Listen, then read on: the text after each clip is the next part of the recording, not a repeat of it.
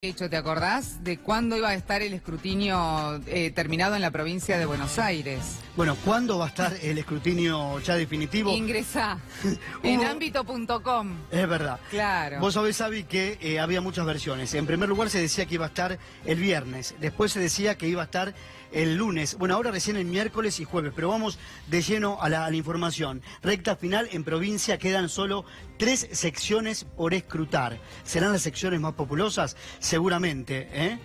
Mira, verdaderamente, Adri, una de las cosas que llama más la atención y que parece como que verdaderamente fueron un gaste, una cargada, que es estar esperando tanto tiempo para saber quién ganó o quién se consolidó con el primer lugar en las PASO, cuando además también hay que tener en cuenta que la diferencia es tan pero tan chiquita, ¿no?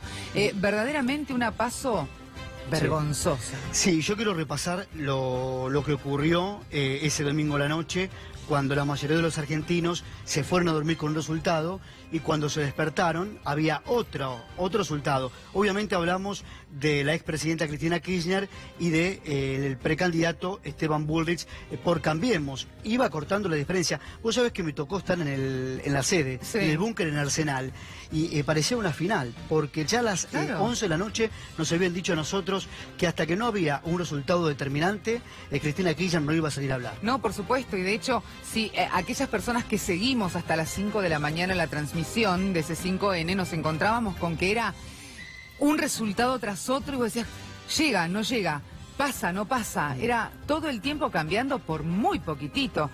Las secciones que faltan escrutar son la quinta, la sexta y la séptima. Ante este panorama, las autoridades judiciales dijeron que los resultados ya iban a estar listos para miércoles, tal vez jueves, como bien vos decías, y que había que esperar entonces. Hay que esperar a que terminen de contar. ¿Cuánto falta para contar? Esto se desarrolla en Estaban trabajando teóricamente 17 horas por día. Sí. Durante la madrugada, me imagino. Vos sabés que esto el conteo final se realiza en el Teatro Argentino de La Plata y hay una versión, Abigail, esto es información, que si se consagra a Cristina Kirchner ganadora, que todo indica que sí, el lunes habría un festejo de Unidad Ciudadana. Así que esto lo agregamos como dato. Bueno, pero el lunes siguiente diríamos. Quizás este lunes, porque si se sabe la mañana el resultado final, por la tarde ya habría un festejo. ¿Pero vos crees que va a estar el lunes el resultado? O miércoles y jueves, no se sabe. Vamos a preguntarle por ahí a alguien que sabe, ¿no? Sí, yo creo que sabe, porque a mí me gustaría presentarlo, como recién lo dijimos, porque durante mucho tiempo fue considerado el cerebro legal de la CGT. Nació en el seno de una familia obrera, estudié la vida de él. Su papá era colectivero, es un dirigente peronista, hoy es el presidente del bloque del Frente para la Victoria en Diputados. Héctor Recalde, gracias por estar con nosotros. No, muchas gracias a ustedes por venir y acabo, la primera vez que vengo a este estudio, está maravilloso. Bien. Bienvenido. Y los fines de semana usted no está en Buenos Aires generalmente. En general no. En general no, pero hoy sí porque tengo cosas que hacer. Héctor, ¿quién ganó la provincia de Buenos Aires? Bueno, ganó de primer momento Cristina, lo que pasa es que fueron manipulando el escrutinio de manera tal de que los distritos donde Cambiemos ganaba se dieron primero. Y después hubo un gran festejo falso, con muchos globos. El globo en lunfardo, a mí me gusta mucho el lunfardo, es sinónimo de mentira, ¿no? Y eso fue lo que pasó, fue una mentira. No se sabe todavía. ¿Montaron una escena, Héctor, el domingo por la noche? Montaron una escena, sí. Yo creo que había razones, no solamente de especulación política, sino recordemos que el lunes siguiente venía el vicepresidente de Estados Unidos, que lo recibimos con los brazos abiertos, y fíjese lo que pasó con el biodiesel, ¿no? Y es verdad. La respuesta. Y el martes era el vencimiento de la REVAC. O sea que el gobierno quería dar buenas noticias. Y dio buenas noticias falsas. Ahora, Héctor, la pregunta fundamental es la que nos hacemos todos los ciudadanos, ¿no? ¿No es un poco una tomada de pelo esto del que, en primer lugar, se tarde tanto en contabilizar los votos, se sepa tan tarde el resultado, se haya festejado, entre comillas, y luego los argentinos que se acostaron con un resultado se levantaron con otro? ¿Eso incide en octubre o no? No sé si va a incidir. Lo que creo que es una falta de respeto a la institucionalidad, una falta de respeto a la ciudadanía. Porque esto no se puede decir que es una picardía, porque denigra, y hay muchas picardías. Últimamente lo que pasó en el Consejo de la Magistratura lo titularon como una picardía del oficialismo. Violar la Constitución Nacional no es una picardía, es una violación.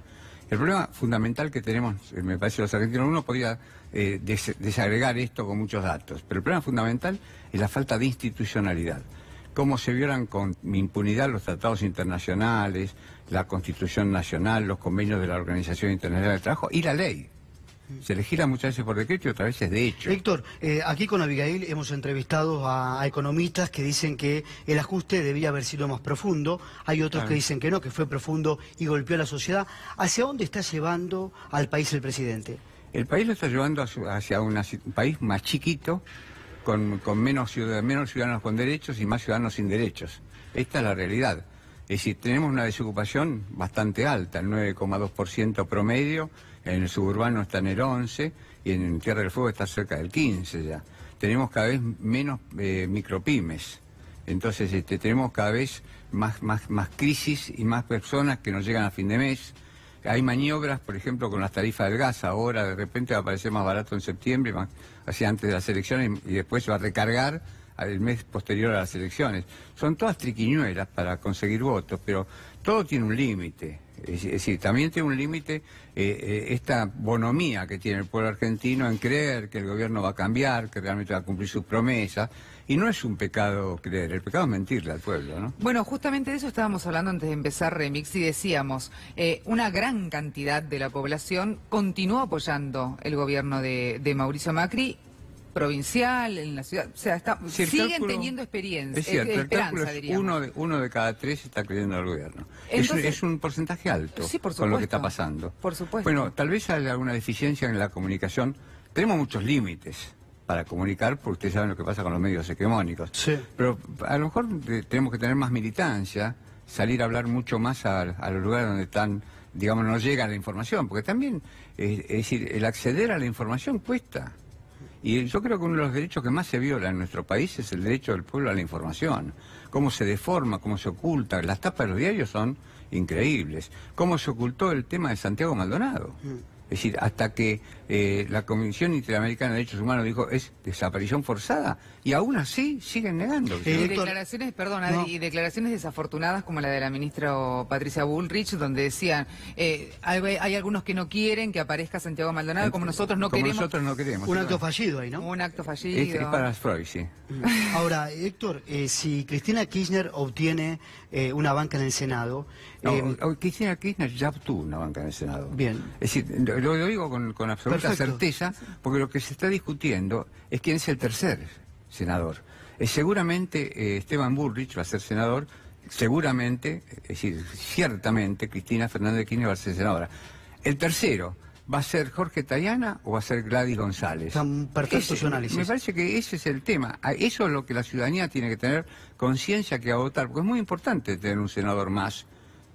Un senador que aporte a la construcción democrática, popular, republicana, y realmente esto no va, digamos, en desmedro de la personalidad de Gladys González. Jorge Tayana tiene una trayectoria. Sí, a eso iba, Héctor. ¿Tiene consecuencias importantes que Cristina esté en el Senado? ¿Ella va a lograr frenar las medidas que el gobierno quiere avanzar? ¿Leyes que van a perjudicar a los trabajadores? Sí, esto va a ser perspectiva. La importancia es que la capacidad de liderazgo que tiene Cristina es una estadista, y voy a dar un solo ejemplo, podría dar muchísimos. ¿Ustedes recuerdan el 13 de abril del año 2016 en Comodoro Pi, cuando salió la indagatoria del juez, un periodista dice el juez Glock, ¿no? El juez Bonadío? Ella ahí habló de construir un gran frente ciudadano. Abril del año pasado. Y fíjense, después habló en Atlanta de construir una nueva mayoría, y esto es la unidad ciudadana. O sea, tiene una capacidad de prever y ver qué es lo que va a pasar, que va a ser muy importante en el Senado, en las discusiones que se puedan dar en el Senado. Porque evidentemente, es decir, salvo que haya una confusión en la obediencia debida o en el sostener la gobernabilidad, como pasó en el 2016, que con la excusa de sostener la gobernabilidad, muchos que habían sido votados como opositores votaron junto al gobierno. Bueno, me parece que la presencia de Cristina va a ser muy importante. Y si conseguimos que también Jorge Tayana sea, obviamente vamos a construir una presencia mayor en el Senado, obviamente. Bien. Bueno, nosotros, ¿te acordás que cuando estábamos analizando la conformación de las listas y se estaban presentando ya a los últimos minutos las listas para estas PASO, decíamos qué nivel de elección de cada uno de los candidatos minuciosamente, además de un perfil distinto de Cristina al que veníamos acostumbrados cuando estaba como presidenta? Había bajado ya el nivel por ahí de confrontación, y entonces hablaba más con la gente. El cambio de estrategia de campaña, ¿no? Exactamente, se mostraba como más cercana. Más que cambio, es advertir una nueva realidad, que hay que llegar a los sectores rezagados mano a mano. Por eso, en el estadio de Arsenales, subieron los protagonistas del dolor. Porque uno puede hablar y dar estadísticas, pero uno lo sufre indirectamente. Porque la verdad que, como decía el filósofo, nada de lo humano nos resulta ajeno, pero el de carne y hueso, que no tiene empleo, que tiene miedo a que lo despidan, que no llega a fin de mes, que tiene miedo al tarifazo, que tiene miedo a cerrar la pequeña empresa, esos sectores, Héctor, que tengan protagonismo, es muy bueno. El Gran Buenos Aires, parte de Gran Rosario y Gran Mendoza, le dijeron que no al modelo del presidente. Sí, sí, y la verdad que, bueno, hemos tenido agradables sorpresas, no solamente en Gran Rosario, sino en Santa Fe. En Santa Fe pasó lo mismo que pasó en la provincia de Buenos Aires, con la única diferencia de este canal, que Agustín Rossi denunció que no estaban escrutando Rosario, que no está el fuerte del peronismo, y ahí se advirtió que estaba ganando el peronismo. Y por suerte, después de las PASO se unificó absolutamente el peronismo en Santa Fe. Va a ser una excelente elección. Y esperamos que en Buenos Aires también. ¿Qué opina usted sobre que no tienen que existir más las PASO, como muchos de los funcionarios de este gobierno dijeron y comunicaron? Bueno, es una discusión que hay que dar. Yo la verdad que no estudié a fondo si son útiles o no son útiles. En algunas instancias pueden ser útiles y en otras no. Y tal vez en vez de ser obligatorias podrían ser optativas. Hay que discutirlo. Eso es un tema serio y después de las elecciones, no contaminado con un proceso electoral. A partir del 23 de octubre, lo diría, habría que analizar, como muchas otras cosas. No me vengan con el voto electrónico. Eso no, pero eso yo preguntaba, y de hecho se lo preguntaba a varios funcionarios, si en realidad este problema que tuvimos ahora con el tema de las PASO no se solucionaba con el voto electrónico. No porque nada. Esté haciendo... Esa fue la excusa para la trampa, es porque no hubo voto electrónico. Hubiera sido peor la trampa. La trampa peor con el voto electrónico. Claro, eso nos contaba. Pero Alemania, Austria, Holanda, resignaron eso porque se hackeaba, es fraudulento. Lo mismo pasó acá. Es más, hay algunos que están diciendo, ¿habrá perdido Scioli en el 2015? Ahora, ¿hay algún sistema que no se pueda violar? Es decir, se puede hacer lo que hicieron, pero no hay nada mejor que la papeleta. La papeleta que uno introduce en la urna, eso después el fiscal cuenta, y por más que le hayan puesto voto cero a Cristina Fernández de Kirchner... En algunas mesas, sí, ¿no? O 5 en vez de 55. En muchas mesas. Sí. Realmente, eso ya fue fraude. Lo otro fue una especulación, una defraudación a la confianza de la sociedad. Esto es fraude. El cero es fraude. Héctor, ¿usted siente que en este año y medio la CGT estuvo alejada de la realidad de sus afiliados, que ellos pedían un paro? Mire, la verdad que el año pasado fue un año muy singular, también hubo una movilización. Este año cambió la impronta. Es cierto que siempre en el movimiento obrero hubo matices, diferenciaciones, quienes fueron más dialoguistas y quienes más combativos, entre comillas, ¿no? Pero la última movilización que se hizo ahora el 22 fue muy importante.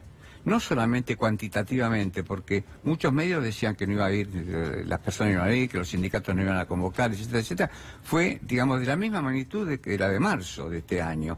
Pero además con un discurso de Juan Carlos Smith muy claro, muy contundente, con medidas que hay que hacer, un plan de lucha. Es decir, el que crea que la historia del movimiento obrero termina o empieza con un paro se equivoca. Es decir, la obligación del dirigente sindical, es decir, aún en momentos de estado de bienestar y de bonanza, siempre la condición humana quiere mejorar. Y la función del dirigente sindical es decir, imaginémonos, en esta época de recesión, de flexibilización laboral, de desocupación, de pobreza, de indigencia, aumentó la indigencia.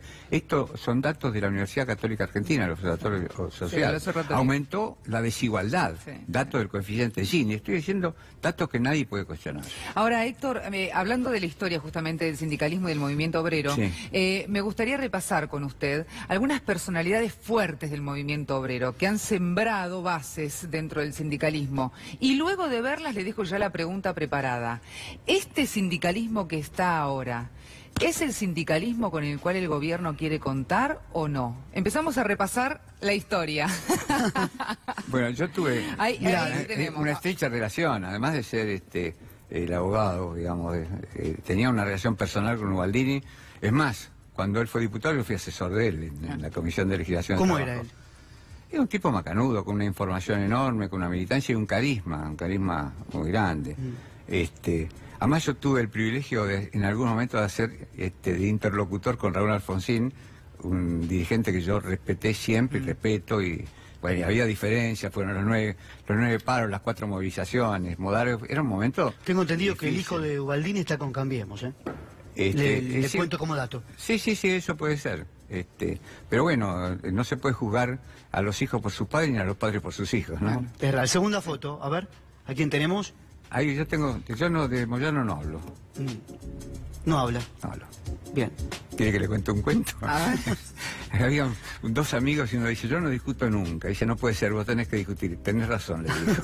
Muy bien, muy bien. Entonces muy bien. lo pasamos de largo a Hugo Moyano. A ver, tercera foto. ¿Quién aparece? Bueno, el triunvirato. El triunvirato. Y el triunvirato son dirigentes que tienen características distintas, que tienen militancia, tienen actuación. Yo con Juan Carlos Smith tuve mucha vinculación en la CGT, con Héctor Daer, siendo diputado nacional, en algunas cosas no estuvimos de acuerdo. En la ley de riesgo de trabajo, por ejemplo, tuvimos diferencias, pero tenemos respeto recíproco, y cada uno tiene su característica filosófica, ideológica, y podemos tener algunas diferencias. A modo de ahí. resumen, Y en relación al con triunvirato. él con Acuña no, realmente lo conozco por la CGT, Acuña. pero con Acuña, sí. Pero no tengo una relación personal. Claro. A modo de resumen, Héctor, a ver si le entendimos. ¿Usted cree que ahora con la No me diga movilización... que no soy claro. Sí que es claro, pero ahora ve una CGT más firme entonces? No. A ver. No, yo creo que todavía las diferencias cupulares existen, que se van tramitando, que esto que haya un triunvirato en la CGT fue una forma de tratar de dirimir un poco estas diferencias que todavía subsisten, y existen y van a existir siempre. Lo importante, me parece a mí, que más allá, fíjese, yo siempre decía, cuando había 5 centrales, decía, si hay 5 centrales no hay ninguna. Después descubrí en un prólogo a un libro de un amigo mío que el general Perón decía, si hay 3 centrales no hay ninguna, ¿no? Pero en este momento tenemos 3 dirigentes con diferencias distintas en la cúpula. Tenemos al Massa, que está adentro, pero no del todo, la Corriente Federal, que está ahí, la CTA, que son 2. Esto, digamos que hay una responsabilidad del dirigente en buscar la unidad, por lo menos en la acción. Lo que quiero clarificar es que la división es cupular, no es de la base. Los trabajadores están siempre unidos. Hay miles de ejemplos que le puedo dar. El último, tal vez el más manifiesto, fue PepsiCo. Es que en realidad los trabajadores son los que tantean la realidad, son los que están sufren, en la calle, son los que sufren la claro. realidad. Y bueno, pero lo importante es que el representante sindical advierta cuáles son los problemas y aporte las soluciones, ¿no? ¿Este es el sindicalismo que quiere el gobierno? A mí la verdad lo que quiere el gobierno no me preocupa. ¿Y lo quieren los trabajadores? A mí me preocupa lo que quieren los trabajadores. ¿Y lo quieren? Yo creo que los trabajadores tienen cuestionamientos, pero saben que la unidad es muy importante. Y aún con cuestionamientos que puedan tener con razón o sin razón, cuando son convocados van a la Plaza de Mayo, van a la huelga y van al paro. Esta es la realidad. Entonces, el fuego para calentar, decía Martín Fierro, debe ir siempre desde abajo. Pero no se ha modificado ahora la ronda, perdón Adri, No. pero no se ha modificado la ronda que antes era el dirigente el que llamaba el paro y no las bases. fogoneaba, Hay una y frase, las bases ahora hay son una las que frase están famosa, llamando a... hay una frase famosa que decía, o el dirigente va a la cabeza de los trabajadores van con la cabeza de los dirigentes, ¿no?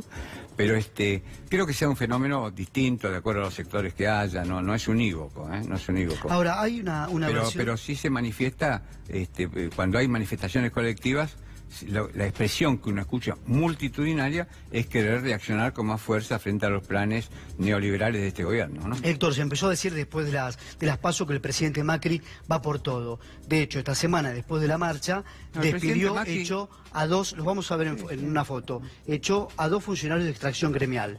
Allí los estamos viendo. ¿Sabor? Sí. Sí. Y Servino. Sí, da sabor a venganza, ¿no? Pero más allá de lo que haga el gobierno con sus funcionarios, el gobierno comenzó a ir por todo desde la época preelectoral, porque sabía que no iba a cumplir las promesas que hizo, sabía que los trabajadores no era cierto que iban a dejar de pagar impuestos a las ganancias, sabía que iba a hacer ajustes, sabía que iba a haber devaluación, inmediatamente hizo la devaluación. ¿Y de esta decisión qué piensa? De los 2 funcionarios. Esta decisión me parece a mí una interpretación muy subjetiva, que quiere mostrar a su propia tropa, que quiere fidelizar a su propia tropa, es decir, yo te mando, yo tengo mano dura, tengo fuerza y yo conduzco. Llama la atención. Me parece Perón decía que más que ordenar hay que persuadir. Claro. Y Tríaca, sobre todo, teniendo en cuenta, bueno, recién decíamos, no hay que juzgar a los padres por sus hijos. No, yo jamás juzgaría a Jorge Tríaca hijo por Jorge Tríaca padre. Pero teniendo en cuenta la historia vivida, ¿no? Que se haya, que tenga esa postura tan fuerte, tan fría, tan firme. Y es ideológico el tema. Es decir, Jorge Tríaca hijo, para diferenciarlo del padre, lo digo, ¿no? Tiene esa impronta y bueno, yo estoy en desacuerdo, obviamente, ¿no? Héctor. Es más, estoy en desacuerdo, el Ministerio de Trabajo no está cumpliendo bien el rol que tiene que cumplir. En eso tenemos una diferencia enorme. Hay subejecución en partidas muy importantes que tienen que ver con la inspección de trabajo. Trabajo en negro, por ejemplo, o con la capacitación y formación. Me consultaron una CGT regional de la provincia de Córdoba, me consultó hace un par de días, porque le dejan de financiar los cursos de capacitación. Entonces la CGT regional iba a hacer con sus propios recursos. Me confirma este dato y le agradecemos por haber venido. Si Cristina Kirchner ya ganó, nos dice usted, ¿va a haber un festejo esta semana? Eso no sé. No tiene ese dato. No tengo dato. ¿Que Cristina ganó? Sí. Pero que Cristina y Jorge Tayana ganaron, sí. Bien. Pero no sé si va a haber un acto de festejo o no. La verdad que venimos festejando nosotros con la militancia, porque aún en los momentos que parecía que perdíamos desastrosamente, teníamos la fe y la convicción militante. Eso no lo deroga nadie, ni por decreto. Héctor, muy amable. Muchas gracias. Un placer. Nos tenemos que ir.